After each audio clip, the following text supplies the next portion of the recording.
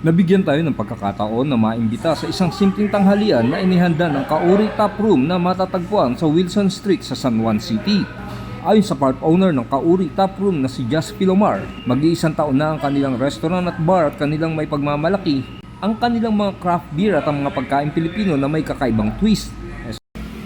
Kauri Tap Room is actually inspired from the Kauri tree, which symbolizes craftsmanship and longevity.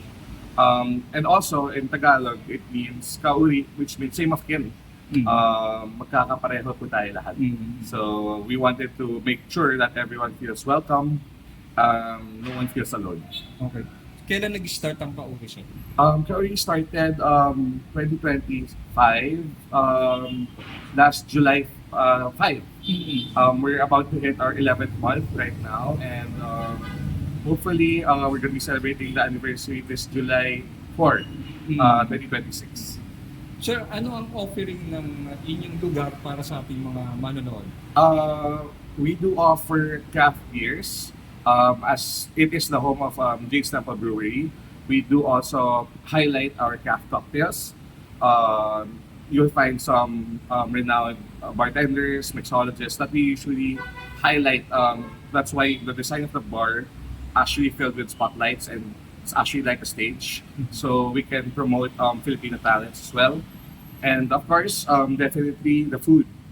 Culinary arts we are focusing on. So basically, we do Filipino fusion like Laing-Geti, our most famous pasta dish, crispy pata, and sizzling kansi, which is our bestseller. Sizzling kansi actually came from Chef King's motivational dish when he tasted it in Pampanga.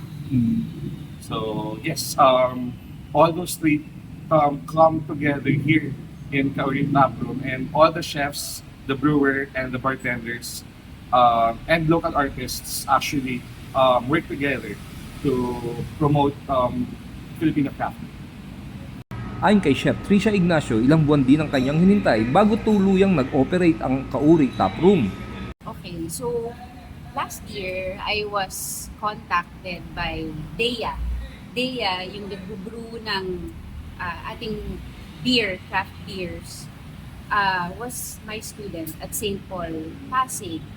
So, her sister, her older sister, her niece, and her kuya became my students, all of them. So, I was surprised that last year, she first sent me a message asking if pwedeng, kung nagko-consultancy ba ako. Sabi ko, yes, I have a team together with Chef Arvin Estolano, Chef King Estolano. So, akala ko hindi pa nga matutuloy yun nung una kasi parang January when she called. And then sabi niya parang baka mag-start maggawa ng food ng mga April. So, medyo matagal yung hinintay. Tapos pagdating ng mga end of February, it's when she asked me to check out the place. It was the time nila-renovate pa ito from McLaren's. So, as in gulo-gulo pa dyan, I checked it, ganyan. Tapos yun, that's when she started talking about yung idea nila, anong mga food. Nung una, sobrang konti lang nung pagkain. So, when we were starting to do the R&D, doon na na-develop yung iba-ibang mga dishes. She gave us ideas kung ano yung mga gusto niyang ilabas na pagkain. And then we also, Chef King and I, gave suggestions dun sa mga dishes. So si Chef King is more adept with Filipino, yung mga north na pagkain, more yung Kapampangan, and then yung mga sa Pangasinan, yung mga buro, yung mga ganyan. I don't know if you saw the menu, meron ditong appetizer na buro, yung parang meron siyang bagnet, tapos ibabalot mo sa mustasa, tapos yung buro isasawsaw mo doon. I don't like buro. Daddy ko mahilig dyan. Yung nasanay sila sa ganyang food, yung fermented rice. I don't like the smell. Pero ito, sabi ni Chef King, Chef, subukan mo, itry mo. Kasi hindi ko naaamoy. So when I tried it, masarap siya. Masarap siya. So parang our take on samgyup na binabalot mo yung crispy na bagnet, sausaw mo sa buro, tapos babalot mo sa mustasa.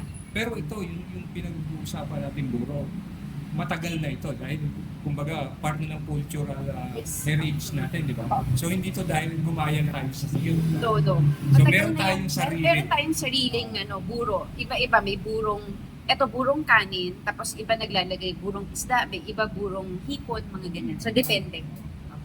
What we're using is burong kanin with a little hipon niya.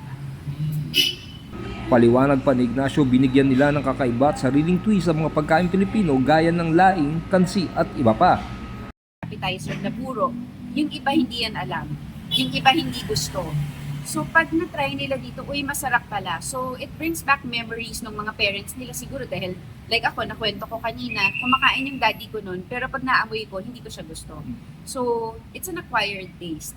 Pero pag nasubukan mo, masarap siya. And then, our take on yung sinuglaw. Yung aming sinuglaw, usually pagka sa probinsya, yung mga ganyan, pag sinabing sinuglaw, inihaw. Tapos, merong hinalo namin sa tuna.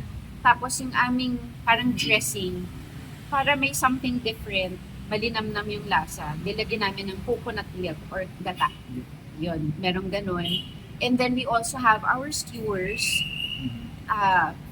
inasal skewers, and then also tocino, yung barbecue tocino skewers. So it's something different. It's served with peanut sauce, merong, anong tawag dito, meron siyang yung suka na sausawan, and then may isa pang sausawan na kasama siya pag sinerve. So it comes in parang 3 sticks ng inasal, chicken inasal, and then your tocino skewers. And then our pizzas, Filipino-style pizza. Pero Nakita ko kanina may Apo. siling labuyo. siling labuyo, kasi inasal, yung tinatry sa inyo kanina, inasal. Meron din kesong puti na bubuhusan mo ng honey, mga ganun. So it's something different na we tried our best na bumagay dun sa pizza.